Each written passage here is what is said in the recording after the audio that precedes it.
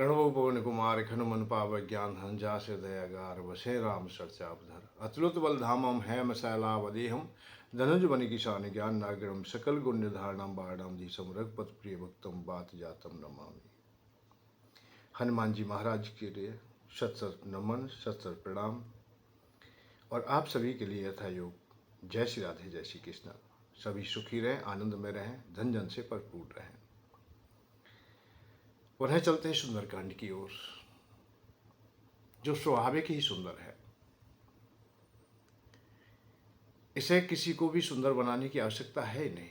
जैसे मिश्री चारों ओर से मीठी है, ऐसी सुंदरकांड सभी स्थानों से, सभी अवस्थाओं में सुंदर है। तुलसी बाबा ने बहुत सोच समझ के इसका नामकरण किया और इसे सुंदरता की मूर्त कह दिया कि ये सुंदरकांड हो गया, कि ये सुंदर है।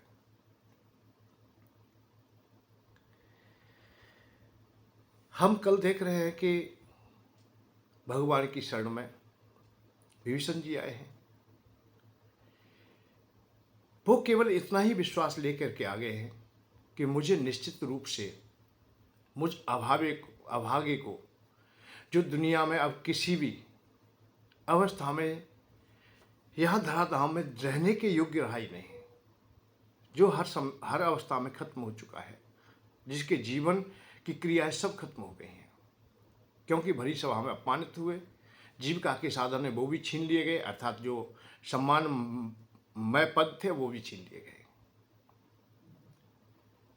देश से निकाला दे दिया गया। कोई अवस्था उचित नहीं रही उनकी, अनुकूल रही नहीं।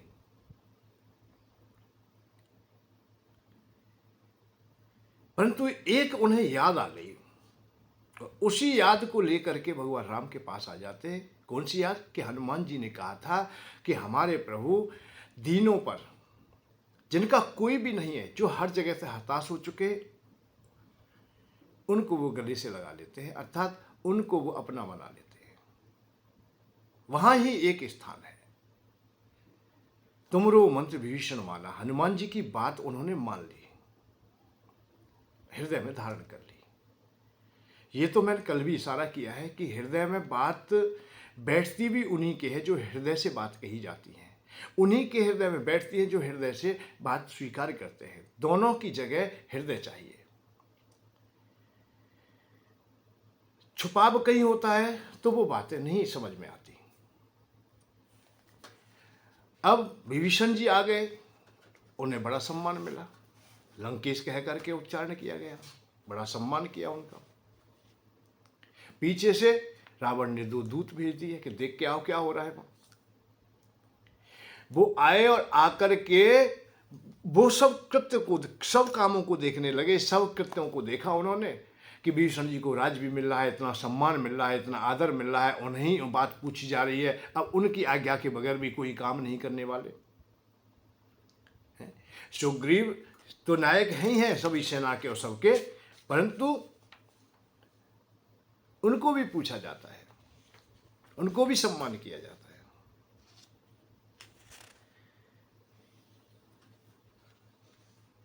उनका आदर किया जाता है।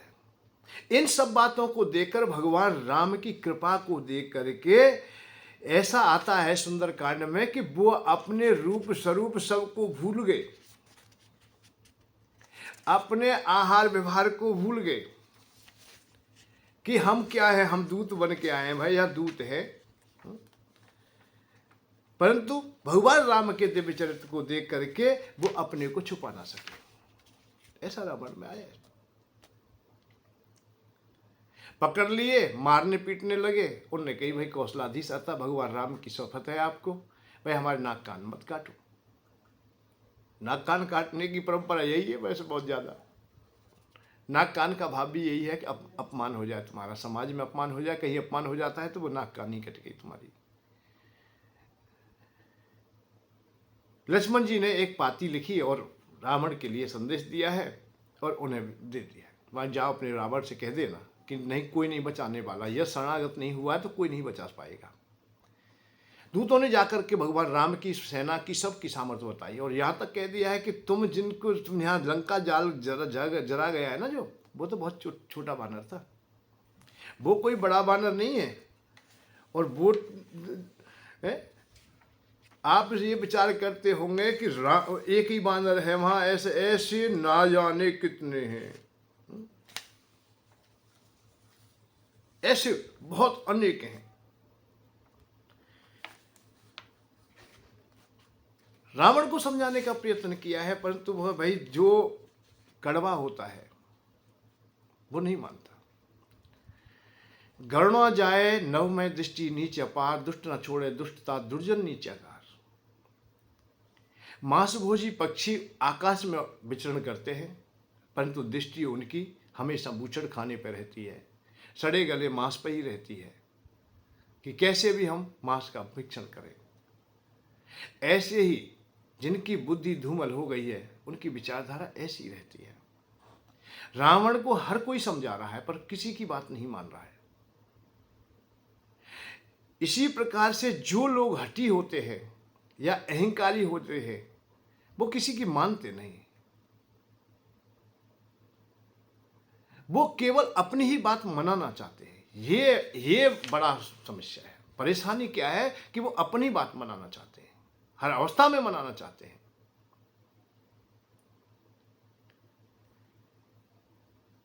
तो ये अहंकारी व्यक्ति की बात है। रावण के दूतों ने आके एक बहुत ही बात बताई, सब कहीं कि लक्ष्मण ने ऐसा भी कहा है, ऐसा कह दिया है कि तुमने ऐसा नहीं किया है। तो और वहाँ इतने अच्छे लोग हैं, जब हमारे नाश का काटने लगे तो हमें केवल इतने भी छोड़ दिया है। राम शपथ दी ने हम त्यागे, राम जी की हमने शपथ खाई तभी हम तो छोड़ दिए हैं। और एक और बात बताए महाराज, जयपुर दहेव हते सुतोरा, जयपुर दहेव हतेव सुतोरा, अर्थात तुम्हारे पुत्र को जो मार गया है, लंका को जला गया है, बातें बड़े बड़े माफ सब। कैसे कैसे? दुवंद मयंद नील अंगद गद विक्टास, बड़े बड़े लोग हैं। धनमुखी की हरे निशर झाऊ बनती बलराज। अरे माँ, बहुत लोग बलवान हैं और इतने इतने हैं कि एक ही राम जी की कृपा यदि हो जाए, वो अपने अब आज्ञा दे दे तो ऐसा जानिए कि लंका को तो अभी निकल जाएंगे वो। असमय सुना श्रवण 10 के अंदर, मैंने तो ऐसा भी सुना है, पद्म 18 जूथक बंदर, 18 पद्म। तो यूथ है अतः सेनापति है, श्रेष्ठ ही श्रेष्ठ है। जितनी लंका में सेना नहीं है या पूरी आबादी नहीं है, उससे ज्यादा तो मतलब उनके पास में बहुत महानायक हैं। जो न तुम्हें जीते रंग में, ऐसा कोई भी नहीं दिखाई देता है जो तुम्हें ना जीते। पर इन सब कामों को करते हुए भी परंतु वो बड़ा आदर करते हैं। किसका? जो आपके भाई गए हैं, जाते ही राज तिलकते सारा, अतः उन्हें लंका का राजा बना दिया है। और इसे आप लोग सहजता में ना लें। महाराज ऐसी बात कह रहे हैं।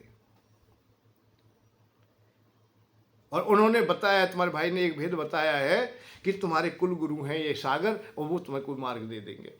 ताश वचन सुन सागर पाही मांगत पंथ कृपा है।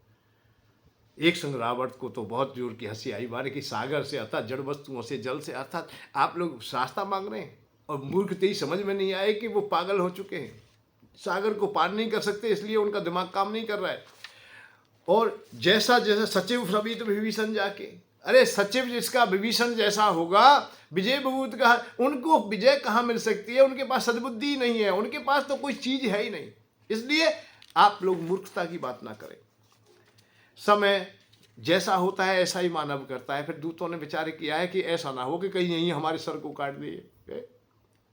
सुन कल वचन दूत ऋषवाणी, सबे विचार पात्र का कारी। लक्ष्मण ने जो पात्र का दी, अतः पत्र दिया वही दे दिया, लिख लीजिए, आप अपने बांच लो महाराज और हमें क्षमा कर दो।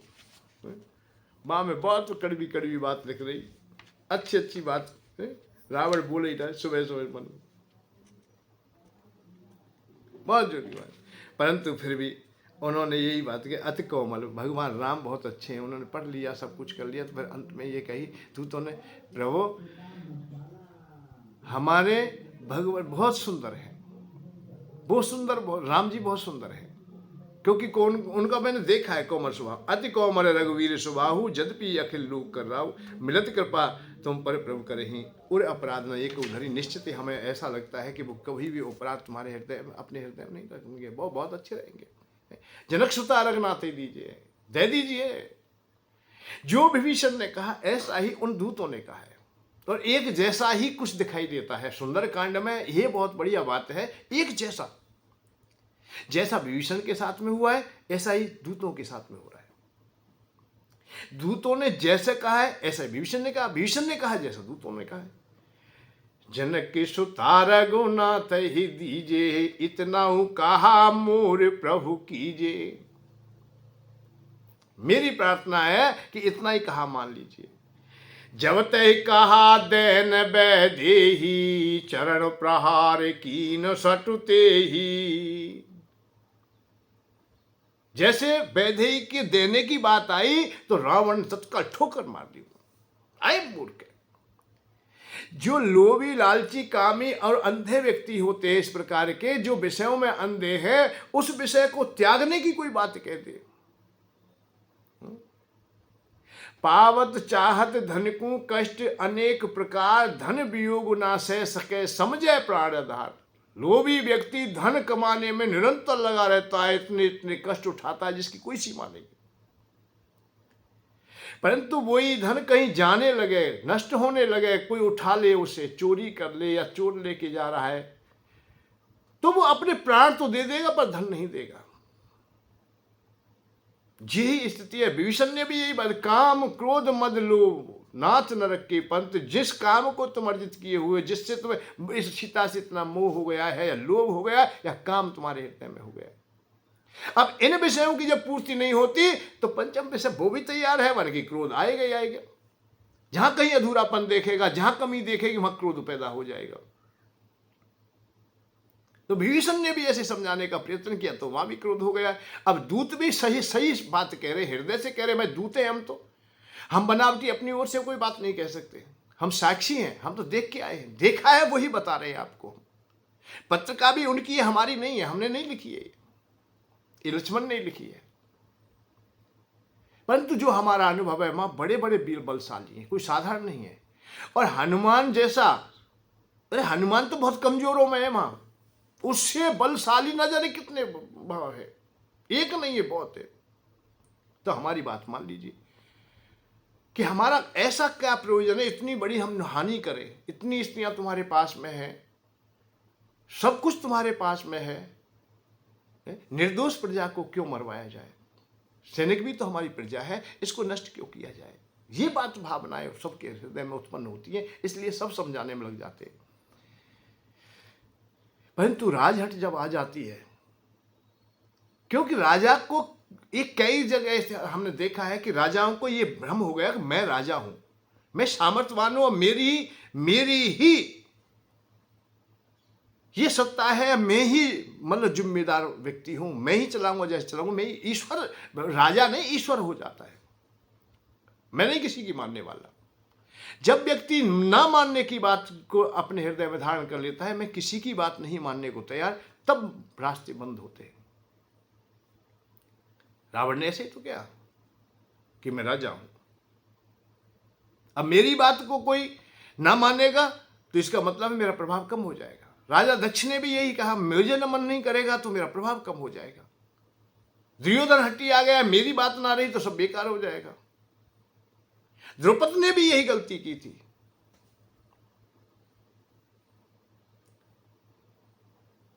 और नंद ने भी यही गलती की थी, चाणक्य का अपमान करके। जो जब चाणक्य का बीच सभा में अपमान हुआ तो ये गलतियां है। जब राजा ये सोच ले कि मैं ही सामर्थ्यवान हूं, अब मैं किसी की बात मानने के लिए कोई बाध्य नहीं हूं, तब सर्वनाश हुआ है। वो बचे नहीं है, वो सब नष्ट हो गए, उनका कुछ भी नहीं बचा है। घनानंद तो ये विचार कर लेता था कि अब मेरे समान कौन, गौरी भी मुझसे हार गया है, गौरी भी पीछे हट गया है, सिकंदर भी मुझसे पीछे हट गया, सिकंदर। तो ऐसे जब सोच लेते हैं मन में, तब तो बात आती है। मैं केवल इतना ही कहना चाहता हूँ कि हमेशा अहंकार को इतना ना स्वतंत्र कर दे, इतना स्वतंत्र ना कर दे कि वो स्वच्छंद हो जाए। और जनक के सुतार गुनाथ हे दीजे, इतना कहा मूर प्रभु कीजे। जब तही कहा दैन वैदेही, चरण प्रहार कीन सठते ही। सठ और मूर्ख आज इतने शब्दों के जो कुछ कहा वो कह दिया, पर वन ने क्या किया? नाय चरण सिर चला सुताहा, कृपा सिंधु रघुनायक जहाँ। वही अवस्था है विभीषण जी। चरणों में शीश भी नवाया, भीषण ने भी ऐसा ही किया। पिता सर से भले मुझे मारा, मुझे मारा है तुमने पिता के समान हो, है? राम भजय है नाथ तुम्हारा। मतलब बार बार चरण वंदना करके भीषण भी आए, और वही वंदना करके वो कृपा सिंधु रघुनायक जहाँ, कर प्रणाम निज कथा सुनाई, राम कृपा आपन गति पाई। भगवान राम को प्रणाम किया है, चरणों में आ गए, उन्होंने वो निज कथा सब सुना दे, और अपनी भी कथा। यहाँ भगवान राम के जो दर्शन अब हृदय से हो रहे, क्योंकि जब कपट था, जब वानर बन के आए तब भी भगवान के दर्शन किए हैं, और अब वो रावण के पास से आए हैं। जो कुछ वासनाएं थी, कुछ भी था वो रह गया, वो भी खत्म हो गया। जब ठोकर पड़ी तो वैराग्य उत्पन्न हो गया। यहाँ वैसे ठोकर से वैराग्य बहुत उत्पन्न हुआ है। पत्नी पीट डाले तो बाबा जी हो जाओ, पत्नी असभ्य बोल दे, पसंद ना आए तो बाबा जी हो जाओ। भाई हमें पसंद नहीं आ रही। पसंद का भाव यही तो है कि हमारे अनुकूल नहीं है। भाई पसंद वो पसंद की क्रिया को अपना लेती है कि हमें खुश कर सके, तो हम जीत गए, और हमें वो खुश ना कर सके तो हम हार गए। हार करके हम भागे। हारने का मतलब पिट करके, पत्नी से पिट के हम बाबा जी हो गए कि हमें पसंद नहीं है। फिर हम कहे कि रूप नहीं है अच्छा, या इसमें सब, अरे सहूरदार, सहूर और असुर की क्या मतलब है? पत्नी तो पत्नी है, पति तो पति है। अंध बद्र क्रोधी यति दीना, जब सब प्रकार के पतियों को अपनाने की बात हो जाती है तो पत्नी को अपनाने की क्यों ना बात होगी?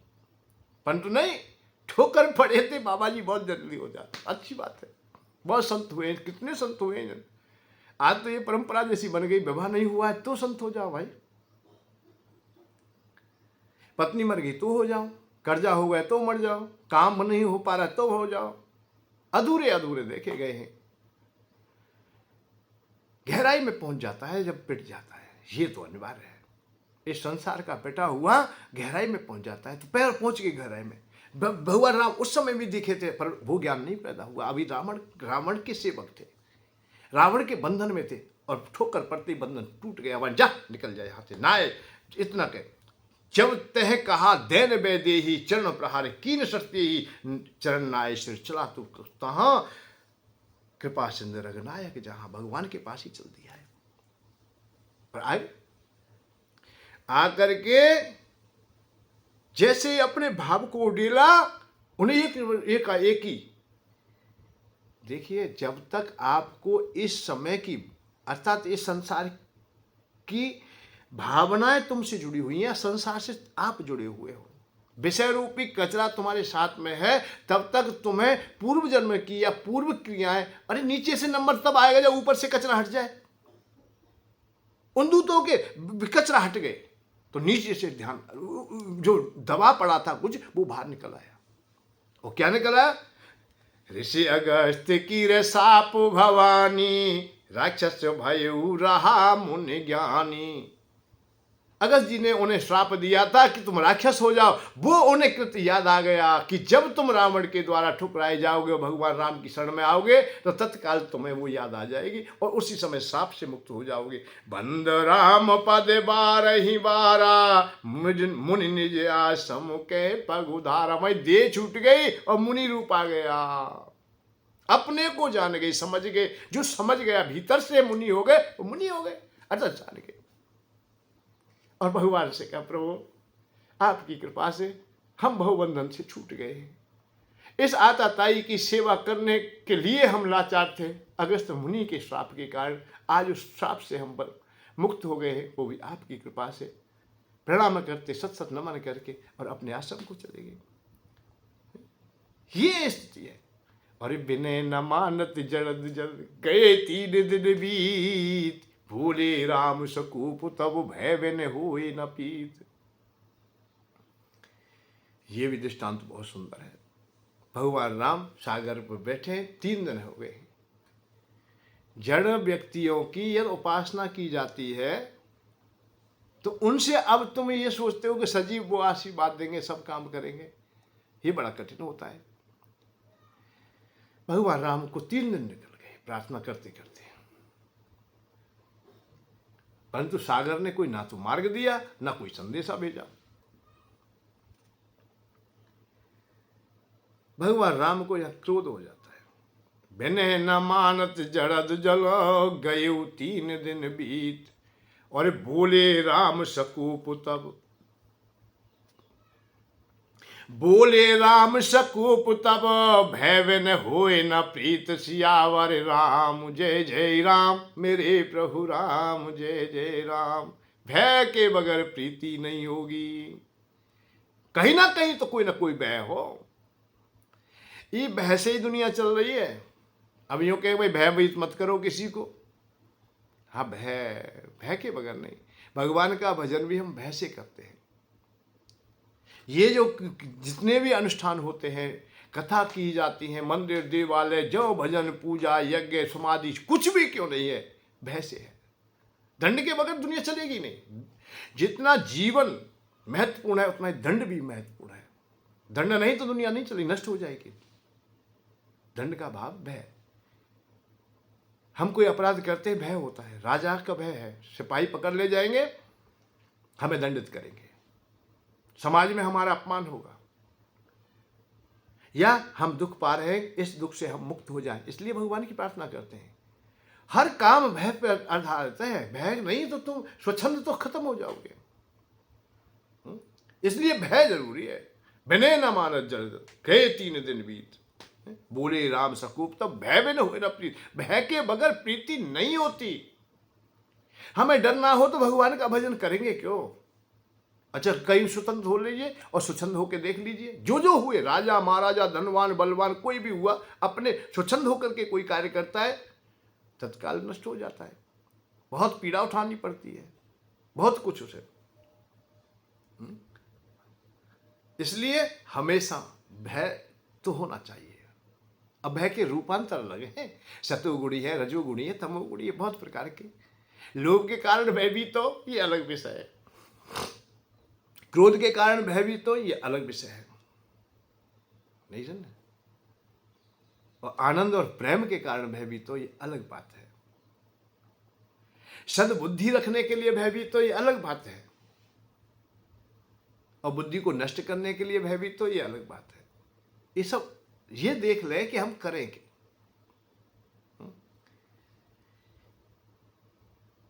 भाई भय है, भगवान पर भय को हम अपना बना, एक ऐसा बना ले भय में और आनंद में कोई भेद ना रह जाए। भय भी भगवान का है और आनंद भी भगवान का है। छाया भी भगवान की है तो प्रकाश भी भगवान का है। उसको आनंद में डालते हैं हम तो तेरे हो गए, अब कोई परेशानी नहीं। अब भय किस बात का? भय तब तक है जब तक हम बाहर खड़े हैं। और जब होली हो रही है, सब कीचड़ में है और हम भी कीचड़ में हो गए, तो भय खत्म हो गया। भय तब तक था जब तक हम बाहर थे। भगवान में हो जाएंगे, भगवान के हो जाएंगे तो भय खत्म हो जाएगा। भय जब अलग है तब तक है, विपरीत है तब तक है। भगवान ने इशारा किया, 3 दिन बीत गए, इतना समय खर्च हो गया है। माँ मेरी पत्नी ना जाने किस अवस्था में होगी, और उसे संदेशा मिल गए होंगे तो वो सोचती हो कि मुझे जल्दी से जल्दी मुक्त करेंगे। और बंदी व्यक्ति जिस समय बंदी गृह में होता है और जिसके सानिध्य में होता है, और जो जो समय उसका छूटने ऐसा लगे कि बलात् हमसे छुड़ा ले जाएंगे, तो उस बंदी को अवश्य परेशान करते हैं पहले। तो भगवान राम को और हनुमान जी ने वो देख ही लिया। वो अवस्था कि सीता जी को शाम के समय रोज आना आता है, पीड़ा देता है। भगवान राम रो पड़े कि ऐसी अवस्था में मुझे मेरे सामने ये कितने कष्ट आएंगे। यहां अपने को ऐसा मानते कि सागर ने मुझे उल्टा अपना ग्रास बना लिया है। मैं सागर से पार जाना चाहता था। क्रोध भी आ सकता है। ये हमेशा ध्यान रखिए कि जितनी सब जो मीठा है वो कसैला की भी आवश्यकता है, कड़वे की भी आवश्यकता है, क्रोध की भी आवश्यकता है। क्रोध को भी आप लोग ऐसा न समझे कि ये सर्वनाश करने वाला है, ये सर्व स्थापना करने वाला भी है, दुनिया की रचना करने वाला भी है। धर्म की स्थापना क्रोध के बगैर नहीं हो सकती। देश की स्थापना, देश सुरक्षित तब तक नहीं रहेगी जब तक क्रोधी ना होंगे तुम। भगवान राम क्रोधी है, बोले सको बताओ।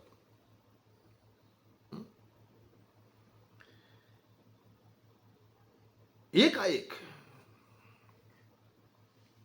हृदय में तो आई बात कि सागर ने मेरी बात नहीं मानी। अब बात इसमें देवता की बात हो चाहे किसी प्राणी की बात हो, ये भी बात है कि भाई हम विनय कर रहे हैं, हम बार बार क्षमा याचना कर रहे हैं और हमें क्षमा ना करें या हमारी बात सुने नहीं तो भी क्रोध होता है। क्रोध तो निश्चित होता है, चाहे वो भगवान ही क्यों ना हो। उन लोगों के प्रवचन में मेरी समझ में नहीं आते, अधूरे होते हैं। वो ये कहते क्रोध नहीं करना। क्रोध केवल वही व्यक्ति नहीं करेगा जो बेईमानी करेगा। अब बताएं हमें, तुम्हें क्रोध कौन नहीं करता है? भगवान ने तो कहीं नहीं क्रोध मत करिए। जब भगवान स्वयं करते हैं तो हम कैसे रह जाएंगे भाई बगैर क्रोध के? भगवान जब काम को अपनाते हैं तो हम बगैर काम के कैसे रह जाएंगे? भगवान के पास लोभ है तो हमारे पास क्यों ना होगा? उन्हीं की तो धरोहर है ये। क्रोध कब नहीं था भगवान नारायण के पास? विष्णु भगवान के पास कब नहीं था? भगवान राम के पास कब क्रोध नहीं है? ये बताइए ना, एक बार बताइए क्रोधी नहीं है भगवान राम। कोई बताए। कामी नहीं है ये बताए। अशोक वाटिका, जब पुष्प वाटिका में गए हैं और सीता जी को देख करके रामायण पढ़िए और गहराई से पढ़िए। तुम गहराई नहीं पढ़ते, ये कमी है तुम्हारी। गहराई से पढ़िए, काम तुम्हारे हृदय में उत्पन्न हो जाएगा उन्हीं शब्दों को सुन करके।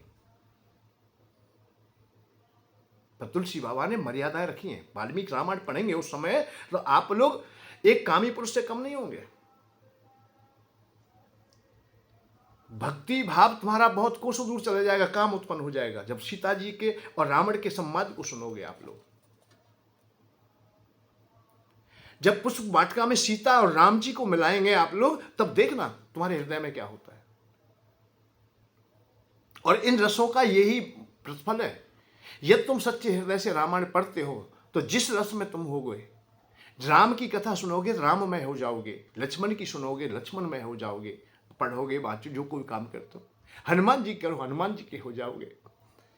हनुमान जी की आंखों में आंसू आएंगे तो तुम्हारी आएंगे निश्चित। हनुमान जी को आवेश आएगा तो तुम्हें आएगा। क्यों? तुम हृदय से सुन रहे हो, हृदय से कह रहे हो, हृदय से अपने हृदय में धारण कर रहे हो। और ऊपर ऊपर नकली कर रहे हो तो कोई परेशानी नहीं, फिर तो तुम्हारे हृदय में काम नहीं आएगा, कोई परेशानी नहीं। पर आप लोग सोच रहे हो कि तुम ब्रह्मचारी हो गए, बड़े आदमी हो गए। ना ना, बिल्कुल नहीं। नपुंसक हो सकते हो, ब्रह्मचारी नहीं हो सकते, क्योंकि तुम्हारा ध्यान ही नहीं है। जब काम की बात नहीं सुन सकते तो राम की बात नहीं सुन सकते। जो काम की बात सुन सकता है वही राम की बात सुन सकता है। काम में प्रलोभन है, काम में चाह है, काम में इच्छा है तो सुन सकेंगे। जब उसे ना सुन सके और जिसमें रूखापन है उसे कैसे सुन लेंगे? इसलिए आप हमेशा इन विषयों को बुरा तो कभी कहे ही नहीं कि ये बुरे हैं। जहां भी हम देखते भगवान राम शस्त्र संभाल रहे हैं। अब यहां तत्काल कह दिया लक्ष्मण ला, अरे लक्ष्मण ला, ये जड़ है, ये जड़ है, ये मूर्ख है, ये भी बताई। अब ये कहते हैं कि हमारी जाति सूचक शब्द मत बोलो, हमसे ऐसा मत कहो, वैसा मत कहो। ये कानून नहीं है। कानून को ये देनी चाहिए। जब तक तुम अपने को सही प्रकार से दुत्कार फटकार नहीं पड़ेंगे तुम्हें, तुम सही होंगे ही नहीं। अरे दुष्ट को तुम सज्जन कहते हो, नरक में गया है, पूरे जीवन भर अत्याचार किए, सब काम किए और स्वर्गवासी लिख देते हो और सब स्वीकार करे भाई स्वर्ग को गया है। ये तो स्वर्गवासी, कार्ड पर लिख देते, लिख के देते स्वर्गवासी। क्यों नहीं लिखते भाई नरक में? यानी पूरे जीवन भर नरक भोगा है? कई साल से अब भी नरक भोग रहा था, परंतु नहीं, हमने स्वर्गवासी लिख दिया। हम झूठ लिखते हैं, हम सत्य पर नहीं है अड़े, सत्य को हम स्वीकार करते ही नहीं। यहां हमारा अधूरापन आता है। हम किसी को सत्य नहीं कहते, नहीं कहते, उसका परिणाम हमारे जीवन भर भोगना पड़ता है हमें। भगवान राम कह रहे ये जड़ है, मैंने ना माना जलद जड़, जड़ है, ये मूर्ख है, ये नहीं मान सकता। मूर्ख को मूर्ख ना कहें। तुलसी बाबा रावण को कुत्ता कहते हैं, क्या कुत्ता था वो? पर कुत्ता जैसा व्यवहार हो गया उसका। जाके डर असुर डराई, निस्ना नींद दिन अन्न ना खाए, सो दस शीश स्वान की नहीं। कुत्ता कहा भगवान रावण को, तुलसी बाबा ने। पर नहीं भाई, ऐसा नहीं बोलना चाहिए। क्यों नहीं बोले? खैरात खा रहा है, पैसा है, सब कुछ है तेरे पास, सब कुछ है, हम खैराती क्यों ना कहें, भिखारी क्यों ना कहें भाई? तुम्हें तेरे घर में नाज भरा हुआ है, तेरे पास में इतना फसल आ जाता है कि तेरा उधर पूर्ति हो सकती है, फिर भीख क्यों मांग रहा है भाई? क्यों ना कहें भिखारी हम? उसे भिखारी मत कहिए जो लाचार है बेचारा, जिसके हाथ पैर काम नहीं कर रहे, जीविका के साधन जिसके सब नष्ट हो गए हैं, उसे भिखारी मत कहिए। उसकी आवश्यकता है वो। भिखारी वो है जिसके पास सब कुछ होते हुए भी भीख मांगता है। हमेशा जानिए, समझिए, जब भगवान सच कह सकते हैं तो हम भी कह सकते हैं। अज्ञानी पुरुष, लोमहर्षण गद्दी पर बैठे हुए बलदाव जी आए हैं, सूत जी के पिताजी। वो ऐसे अल्प ज्ञानी हो गए थे कि उन्होंने अपने को यह सोच लिया कि मैं ही सर्वश्रेष्ठ हूं, जबकि ब्राह्मण और क्षत्रिय शूद्रा के गर्भ से पैदा हुए हैं, वो सूत कहे गए थे, विपरीत थे। गद्दी पे बैठा दिया, ज्ञान है, सब कुछ ठीक है, पर ज्ञान का तो अहंकार हो सकता है। उन्होंने विचार किया तू ही श्रेष्ठ है सब में। बलराम जी आए हैं तो स्वागत भी नहीं किया, सम्मान नहीं किया है। भगवान है वो, अवतारों में माने 24 अवतारों में गिने, बलराम को अवतार में गिना जाता है पूर्ण रूप में। विष्णु भगवान का ही अंश है, शेष जी का ही नहीं, विष्णु का। तो गद्दी पर ही उन्हें खत्म कर दिया भाई, दुष्ट व्यक्ति, जबकि कथा सुना रहे हैं। तो आज हम देखते हैं कितने लोग हैं, 4 चौपाई सीख ली हैं, 4 श्लोक बोल लिए हैं। अब ब्राह्मणों का अपमान करो, संतों का अपमान करो, अपने को बड़ा कहो, हम इतना है गए, जैसा हो गया है, ना कहीं ध्यान होता ना कुछ। उनको हम दुष्ट ना कहें, उन्हें अल्पज्ञानी ना कहें, क्यों ना कहें भाई? जो समाज में अपमानित करने के लिए भी वो खड़े हो जाते हैं। परंतु नहीं, हमारा तो कानून कह रहा है नम बन जाइए। नम हमेशा वही होगा। मैं तो एक ही बात कह रहा हूं, जो कर्म नहीं करना चाहता या जिससे अपराध हो गया है वो मत। चोर को पकड़ लीजिए आप लोग, चोर बहुत नरम हो जाता है, सबसे ज्यादा नरम चोर ही होता है। भैया मुझे कैसे छोड़ दो, 100 रुपये लिए, 500 ले लो, 1000 ले लो, 10,000 ले लो। 100 रुपये की चोरी है, लाखों देने को लोग तैयार है। अब बताओ, या तो ज्यादा कोई नम हो सकता है? इससे ज्यादा कोई नरम हो सकता है? नाक रगड़ दे, माथा टेक दे, पैर दाब दे, कुछ भी करवा लो भाई, तुम मुझे छोड़ दो, मुझे पुलिस में मत दो, मुझे जेल में मत दो, मेरी बदनामी हो जाएगी, मेरा जीते जी मर जाऊं। तो कि चोरी की है इसलिए वो नरम है। कामी पुरुष को पकड़ लीजिए, कहीं किसी स्त्री का अपमान किया है, कहीं किसी कन्या का अपमान कर दिया है, किसी माता बहन का अपमान कर दिया, उसे पकड़ लीजिए, वो क्या कहेगा? उससे ज्यादा ब्रह्मचारी का दुनिया में मिलेगा तुम्हें? अब कहते हो नरम बोलिए, नरम क्यों बोले? कड़वे बोलिए। कड़वा बोलेगा वो जो इसमें सच्चाई होगी, जिसके हृदय में सत्य होगा, वही। जहां अधूरापन है वो तो कहेगा सरकार तेल दे तो पल्ले में ले, पात्र नहीं है फिर भी ले। अरे सर, देश तेरा है, सरकार तेरी है, पर उसने क्या किया? देश मेरा नहीं, धर्म मेरा नहीं है, इसलिए लीजिए, फैलाइए, नष्ट कीजिए, इस देश को जल्दी से जल्दी खत्म कर दीजिए। और जिसके हृदय में देशभक्ति है, आवश्यकता होगी तभी लेगा, नहीं तो लेगा ही नहीं। अति आवश्यक में लेगा, नहीं तो देश का कोई भी पैसा खर्च नहीं करना चाहता है। लेगा तो सदुपयोग करेगा। बस में भी बैठेगा तो अच्छी तरह बैठेगा, उसको नुकसान नहीं पहुंचाएगा। और मूर्ख व्यक्ति है वो सीट को तोड़ करके उसकी फॉर्म भी निकाल सकते हैं। वहां खिड़की पर लिखा हुआ है सरकारी संपत्ति अपनी है, भाई मेरी है, मेरे बाप की, मैं तोड़ूंगा। ये तो समझ में आ गई, ये समझ में आई, ये संपत्ति हमारी ऐसे सुरक्षित रखना है। तो विचारधारा अलग अलग है। भिने न मानस जड़ जड़ गए 3 दिन बीत, बूढ़े राम सकूप तब भयवे न हुए न प्रीत। बह के बगैर नहीं है भैया कुछ भी, बह बहुत अनिवार्य है। राम और राज्य बैठे, राम राज्य बैठे त्रिलोका, हर्षित तो भय गए स्वरूप का। राम का जब राज्य आता है, गद्दी पे आता है, जो सब कुछ ठीक है, परंतु एक ही बात बताएं, राम का राज्य तब नहीं था जब राम गद्दी पर बैठे थे। राम का राज्य तो केवल 14 वर्ष के लिए था। आप कहेंगे ये क्या विचित्र स्थिति है। हाँ, जब वनवास से आए हैं, रावण का वध करके आए हैं, तब तो भैया भरत के राज्य पर बैठे, वो भरत का है, भरत ने दिया है, उन्हें समर्पित कर दिया है। पर उन 14 सालों में भगवान राम का ही राज चल रहा था, उनकी पादुकाएं रखी हुई थी, उनका ही आशीर्वाद, उनकी ही क्रिया, उनके ही नियम चल रहे थे।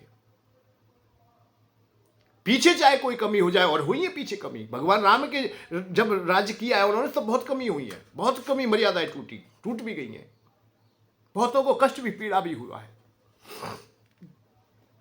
परंतु जब पादुका राज्य कर रही थी, जब खड़ामू राज्य कर रहे थे, तब कोई गलती नहीं हुई है। रामायण पढ़ लीजिए, वाल्मीकि पढ़िए, तुलसीकृत पढ़िए, जितनी भी रामायण सबको पढ़िए।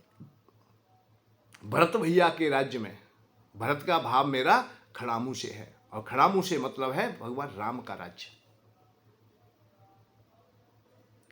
शत्रुघ्न सजग रहते हैं, ध्यान करते हुए, भजन करते हुए, और भगवान राम के विरह वेदना में दुखी रहते हुए भी भरत भैया हमेशा सजग रहे। जबकि इतने गहरे में पहुंच गए थे कि रामायण कहती है कि संत महात्माओं के लिए भी ऐसे नियम नहीं निभाए जा सकते जो भरत जी निभाते थे। जटा जूट ऋष मुनि पटधारी, मैखन कुश साथरी समारी, आसन बसन बासन व्रत नेमा, करते कठिन ऋषि धर्म सप्रेमा।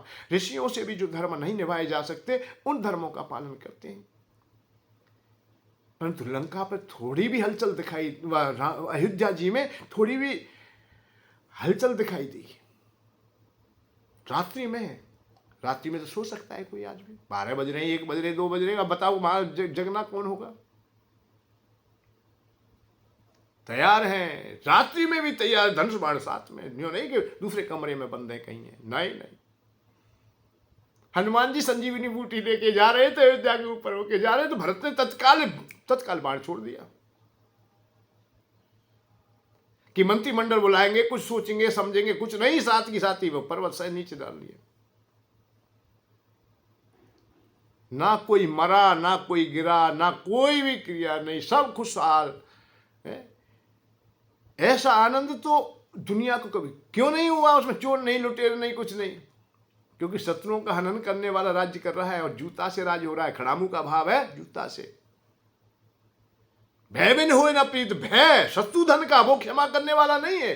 ये सबको मालूम हो गया था कि शत्रुधन क्षमा नहीं करेगा, है योगी बाबा क्षमा नहीं करेगा। चोरी छोड़ दो, उल्टे सीधे काम छोड़ दो, ये बिल्डोजर बाबा ये नहीं छोड़ेगा। जूता से राज जब चलता है तो सुधर जाता है, सब कुछ अच्छा हो जाता है। खड़ामू का राज ही 14 वर्ष बहुत सुंदर चला था, और ये राज भी 14 वर्ष ऐसा ही चलेगा।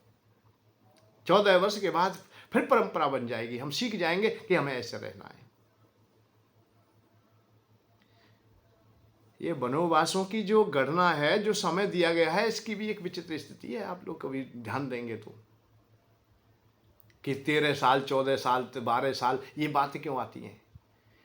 स्वाभाविक बात है कि 12 साल में प्रकृति परिवर्तन होती है हर प्रकार से। 12 महीने तो 12 साल ही, और बहुत गणना आगे बढ़ जाती हैं।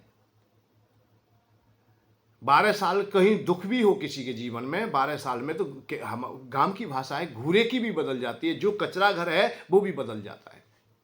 उस जगह पर अच्छी बात आ सकती है, उसको हटाया जा सकता है, स्वच्छ किया जा सकता है। तो ऐसी स्थिति है, भगवान राम को जो वनवास दिया जाए वह राम है या राजा है, राजकुमार है। ये 12 साल वन में रहेंगे, 13 साल रहेंगे, 14 साल रहेंगे।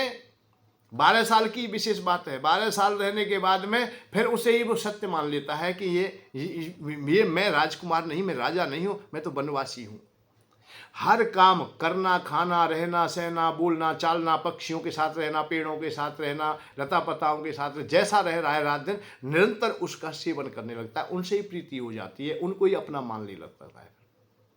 वही उनकी संस्कृति होती है, वही धर्म हो जाती है। और परपक्ष होने के लिए 2 साल और ले लिए, अर्थात 14 साल का वनवास दे दिया।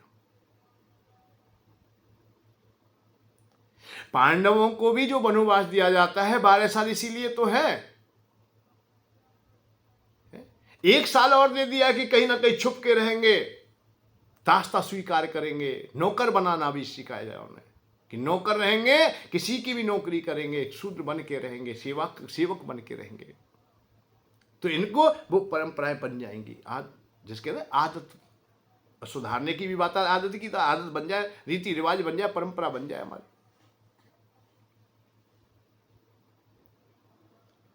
तो ये अवस्था है भगवान राम के 14 साल जब शत्रुघ्न जी ने जूता से राज्य किया तो वो भी परंपरा बन गई। फिर ये राज चलता रहा, बहुत वर्षों तक चलता रहा। त्रेता में बहुत अच्छी प्रकार से राज चला, द्वापर में भी उसका प्रभाव रहा। अंतिम पड़ाव में द्वापर के आकर के राम राज्य की प्रणाली बंद होती है, मतलब कम हो जाती है। कलयुग में आकर के बिल्कुल छुप जाती है।